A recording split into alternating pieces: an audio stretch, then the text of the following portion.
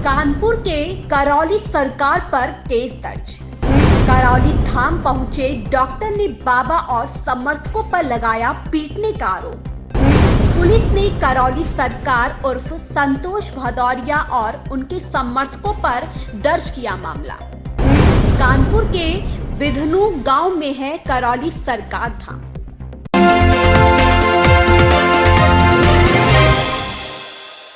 नमस्कार, आप देख रहे हैं पब्लिक हलचल और मैं हूं आपके साथ ज्योतिका। आइए रुक करते हैं खबर की ओर।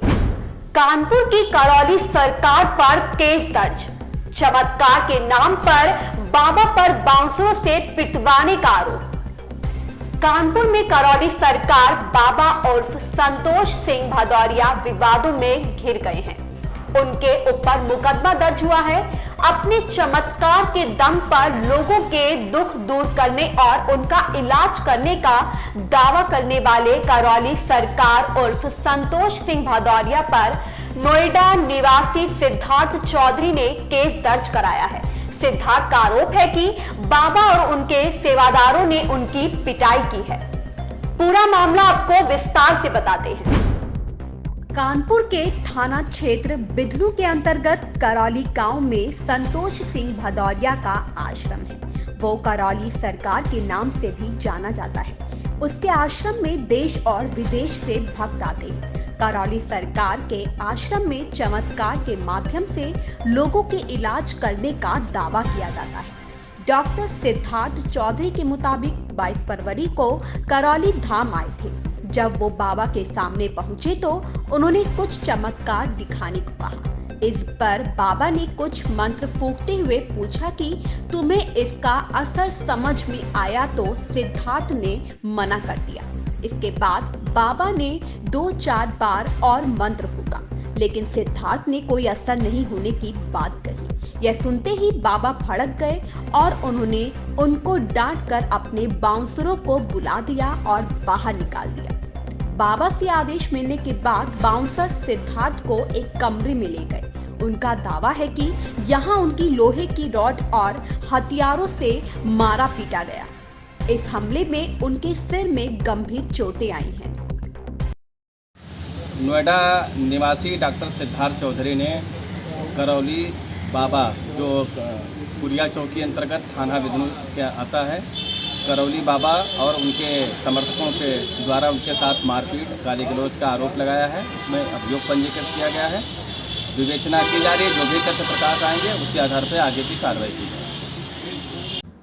महाराज जी, आपके खिलाफ एक एफआईआर हुई है, क्या पूरा मामला है और क्या उनका आरोप है कि आपके द्वारा यहाँ पर उनसे मारपीट की गई उनके परिवार के साथ? अब आप लोग देख रहे हैं इतनी देर से, यहाँ तो अनटच है, किसी से छुआ ही नहीं जाता किसी को। हम अंदर केबिन के अंदर बंद हैं, वो बाहर रहते हैं।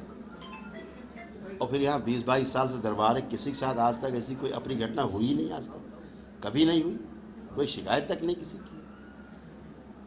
हमें नहीं पता किसने क्या लिखा है, हमें तो पता ही नहीं। अभी ना, अभी तो कौन आदमी है पता ही नहीं हमें। अनमोल मामलों पुलिस जांच करती है, फिर एफआईआर करती है। इस पर कैसे कोई जांच हुई क्या आपसे? नहीं, हमसे कोई जांच करने नहीं आया। सीधे हमको आप ही लोगों को सूचना मिली कि बाइट लेनी है, क्या हो गया। क्या साजिश मानते हैं? निश्चित रूप से साजिश ही है। सनातन धर्म को नीचा दिखाने के लिए गहरी साजिश ही है। ये दरबार प्रमाणों वाला दरबार है।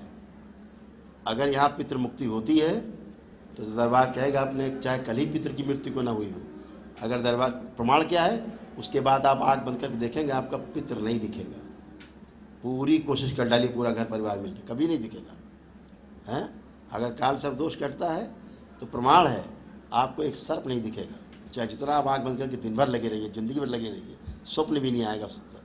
तो हर चीज़ का प्रमाण है। आदमी ठीक होता है, ये सब प्रमाण है।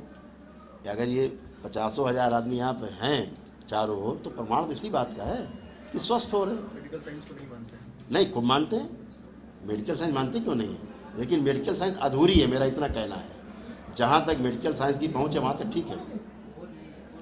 जहाँ तक मेडिकल साइंस की पहुँच है वहाँ तक मेडिकल साइंस बिल्कुल ठीक है। मेडिकल साइंस में कोई गड़बड़ नहीं है, वही प्रमाण देते हैं ना, लेकिन अधूरे हैं।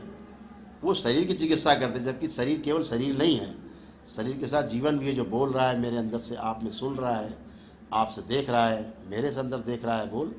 तो ये जीवन भी है, जीवन के कष्ट अलग हैं, शरीर के कष्ट अलग हैं। जीवन में जो 5 चीज़ें इनबिल्ट हैं, आत्मा, बुद्धि, चित्त, वृत्ति और मन, ठीक है, उसके रोग अलग हैं, शरीर के रोग अलग हैं। तो अभी चिकित्सा विज्ञान, जो आधुनिक चिकित्सा विज्ञान है, वो क्या करता है कि उसको शरीर के बारे में ही पता है, जीवन को इग्नोर करता है कि जीवन होता ही नहीं कोई, शरीर ही सब कुछ है। इस कारण से अधूरा चिकित्सा है, अधूरी चिकित्सा है। दरबार क्या करता है, उसके आगे बढ़ता है।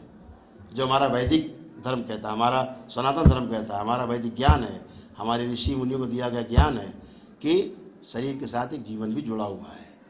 अगर आपको कोई गाली दे दे तो शरीर को चोट लगी क्या? नहीं लगी, लेकिन क्या आप चैन से सो पाओगे रात में? अब क्या हुआ ये? अभी क्या हुआ? अब इसको कैसे ठीक करोगे? तो दवा से करो ठीक, दवा से। कोई व्यक्ति आपके रोज पैर छूता हो और अचानक मन से आपको गाली दे दे, मार देता था, आप तो डिप्रेस हो जाओगे। अब ये डिप्रेशन कैसे जाएगा?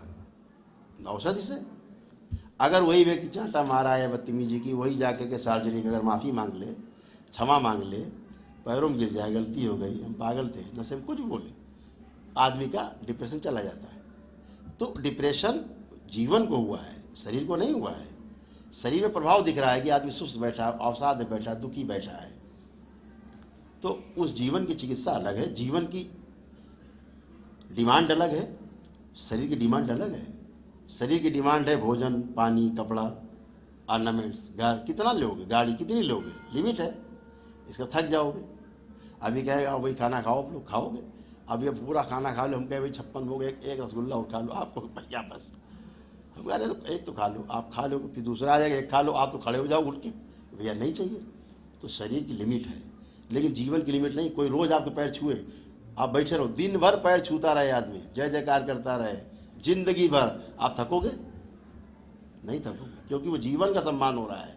जीवन की डिमांड अनलिमिटेड है, क्योंकि वो अनलिमिटेड का पार्ट है, ईश्वर का पार्ट है।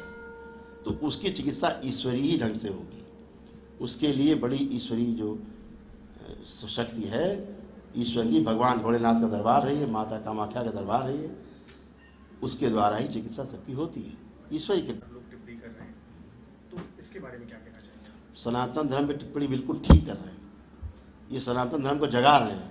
उनको बहुत बहुत धन्यवाद है जो इन्होंने FIR लिखवाई है, उन्होंने जगाया है दरबार को, बहुत अच्छा काम किया है। इसी बहाने कम से कम आप सबसे मुलाकात हो गई है ना, इसी बहाने संदेश जा रहा है दूर दूर तक, जगाया है, सब में तैयार है। और सनातन धर्म को गिराने की कोशिश सब बेकार है, और ये अच्छा है, एक अच्छा समय है जो सनातन धर्म को गिराने की कोशिश, जितना गिराने की कोशिश होगी उतना ऊपर उठेगा। भारत को हिंदू राष्ट्र बनाने की बात की जा रही है, इस पर आप कैसे सहमत हैं? नहीं, भारत को हिंदू राष्ट्र बनाने की बात संभव नहीं है, वो बिल्कुल संभव नहीं है।